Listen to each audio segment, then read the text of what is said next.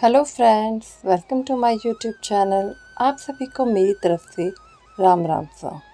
आज की लंच थाली प्रिपरेशन की शुरुआत मैं कर रही हूँ दाल भिगोने के साथ।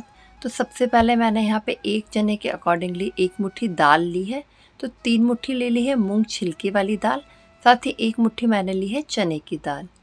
दोनों दालों को मिक्स करके भिगो देंगे और इसे साइड में रखेंगे। तो हम बाकी की प्रिपरेशन करेंगे, तब तक दाल थोड़ी भीग जाएगी। नेक्स्ट मेरे पास यहाँ है छोटी साइज़ की प्याज जिनका छिलका निकाल लिया है। तो एकदम छोटी साइज़ की प्याज होंगी तो बेस्ट है, और जो मीडियम साइज़ की प्याज है वो भी मेरे पास में है। तो मैं इससे 2 अलग अलग रेसिपीज़ बनाने वाली हूँ। एक हम बनाने वाले हैं सब्जी, दूसरा हम बनाने वाले हैं एक वायरल अचार की रेसिपी। इंस्टेंट पिकल रेसिपी है ये, सलमान खान की रेसिपी से इंस्पायर्ड है। यहाँ पे मैंने लगभग 3 चम्मच के करीबन दही लिया है, जिसे मैं अच्छे से फेंट लूँगी। साथ ही मैं कुकर भी चढ़ा दूंगी। मैं अपने रूटीन कुकिंग के लिए सरसों का तेल इस्तेमाल करती हूँ, जो कि हमारे हेल्थ के लिए बेनिफिशियल रहता है। अगर आप रिफाइंड ऑयल यूज़ कर रहे हैं तो मैं सजेस्ट करूँगी रिफाइंड ऑयल को छोड़ दीजिए और अपनी चॉइस के किसी भी दूसरे फिल्टर्ड ऑयल को इस्तेमाल करना शुरू कर दीजिए। वो आपकी हेल्थ के लिए बेनिफिशियल रहेगा। मैंने अपनी यूट्यूब जर्नी की शुरुआत इन्हीं कुछ टॉपिक्स पर रिसर्च के साथ की थी। तो मैंने उस समय एक वीडियो बनाया था लगभग 2-3 साल पहले कि रिफ़ाइंड ऑयल जो है वो हमारी हेल्थ के लिए क्यों ख़तरनाक है। अगर आप देखना चाहते हैं कि उससे हमें क्या क्या साइड इफ़ेक्ट्स होते हैं तो उस वीडियो को जाके आप वॉच कर सकते हैं। यहाँ पे मैंने दही में बेसिक से मसाले इंक्लूड किए हैं। नॉर्मल मसाले हैं नमक, मिर्च, हल्दी, धनिया। सभी मसाले अपने टेस्ट के अकॉर्डिंग इंक्लूड करें, बट ये सब्ज़ी थोड़ी चटपटी बनेगी तो अच्छी लगेगी।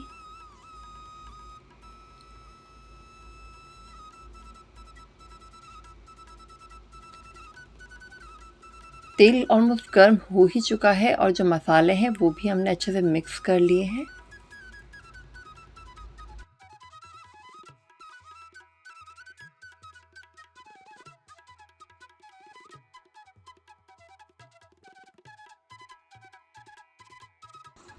ग्रेवी तो रेडी कर ली है, तेल भी गर्म हो चुका है। तो जीरा और राई का बघार इसमें देंगे। जैसे ही मैंने अपने यूट्यूब जर्नी के शुरुआती दिनों की बात छेड़ी तो मुझे अपनी पूरी जर्नी याद आ गई कि कितना समय लग जाता है इस जर्नी में आपको आगे बढ़ने में, कितनी मेहनत होती है, कितना स्ट्रगल होता है। इन्हीं सभी बातों को डिस्क्राइब करते हुए कुछ पंक्तियाँ मेरे दिमाग में आ रही हैं। उम्मीदों के काफ़िले पर सवार होकर हम भी चले जा रहे हैं।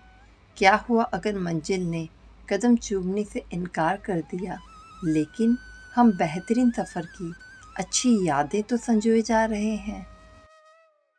जीवन में हर कोई अलग अलग रास्तों पे आगे बढ़ने के लिए प्रयास करता है, और सारे सफ़र ऐसे ही होते हैं जहाँ पे सफलता कई बार जल्दी मिल जाती है, कई बार समय लग जाता है। तो हमें निराश नहीं होना चाहिए, क्योंकि हमारा हर प्रयास हमें कुछ ना कुछ सिखा के जाता है।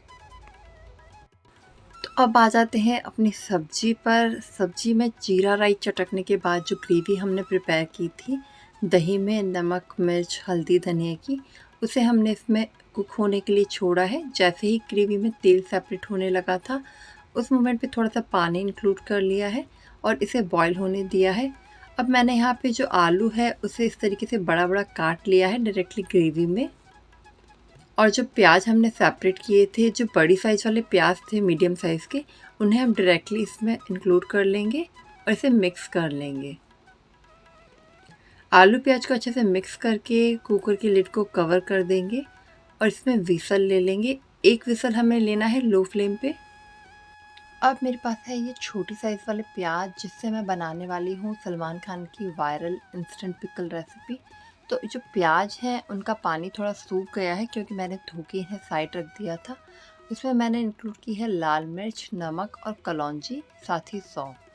तो सलमान खान की रेसिपी बस यहीं तक थी। इसमें सरसों का तेल और हमें इंक्लूड करना है, सभी स्पाइसेस को मिक्स कर देना है और ये इंस्टेंट पिकल रेडी हो जाता है। इसे इंस्टेंटली भी खाया जाता है, बट मैं सजेस्ट करूँगी इसे कुछ देर रख के 2-3 घंटे एटलीस्ट इसे मैरिनेट होने के लिए छोड़ेंगे, तो जो फ्लेवर है वो प्याज एब्जॉर्ब कर लेगा और उसका टेस्ट और ज़्यादा अच्छा आएगा।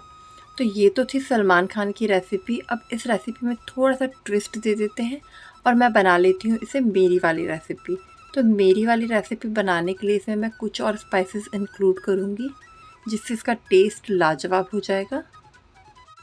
तो मैंने इसमें इंक्लूड की है थोड़ी सी अमचूर, थोड़ी सी हल्दी, थोड़ी सी हींग, और इसे थोड़ा और चटपटा बनाने के लिए मैं इसमें इंक्लूड कर रही हूँ हरी मिर्च।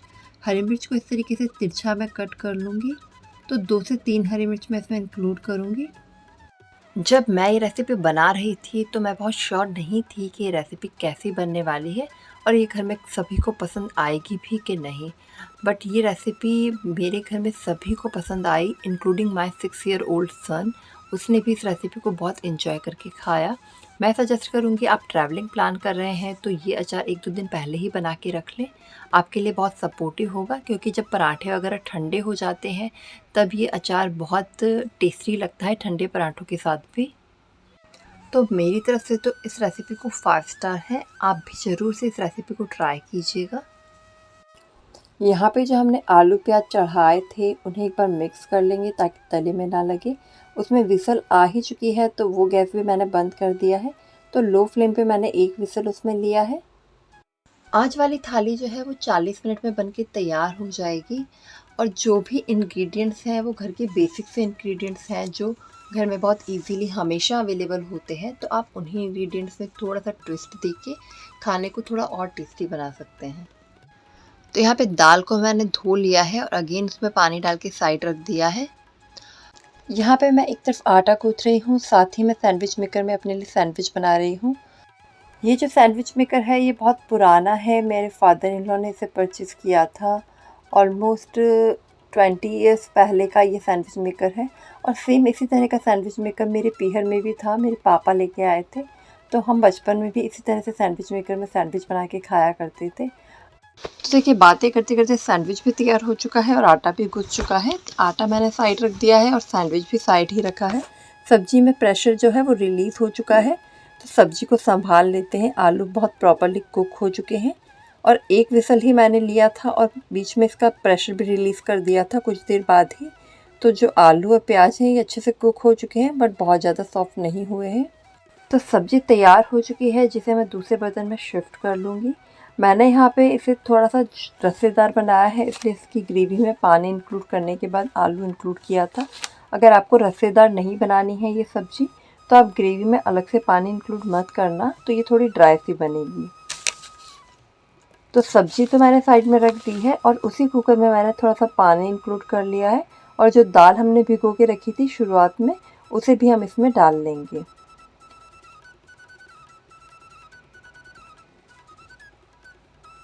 दाल में नमक हल्दी डाल के इसे बॉईल होने के लिए रखेंगे।